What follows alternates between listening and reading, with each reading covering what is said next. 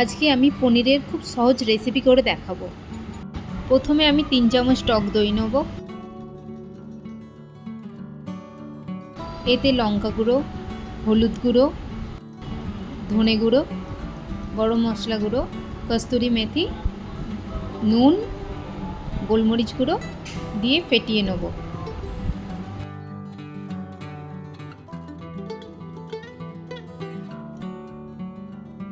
কেটে রাখা পেঁয়াজ আর ক্যাপসিকামটা দিয়ে ভালো করে মাখিয়ে নেব।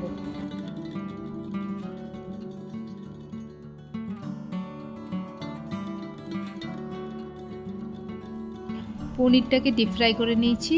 পেঁয়াজ, আদা রসুন কুচি, গোটা জিরে আর লঙ্কা নিয়ে নিয়েছি।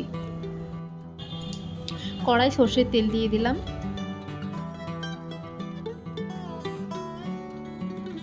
এতে জিরে আর কাঁচা লঙ্কাটা দিয়ে দেবো। অল্প করে হিং দিয়ে দিয়েছি।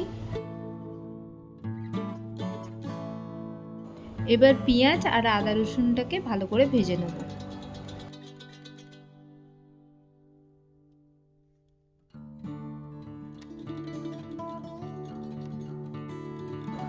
আদা রসুন পেঁয়াজটা খুব সুন্দর করে ভাজা হয়ে গেছে। এতে 1 চামচ কাশ্মীরি লঙ্কা গুঁড়ো আর ম্যারিনেট করা পেঁয়াজ আর ক্যাপসিকামটা দিয়ে দেবো।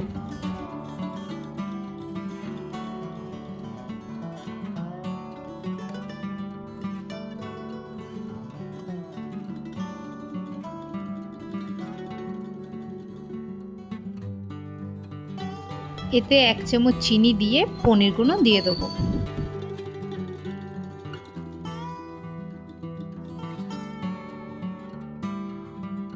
আপনারা দরকার পড়লে একটু জলও ব্যবহার করতে পারেন সবজিটা সিদ্ধ করার জন্য।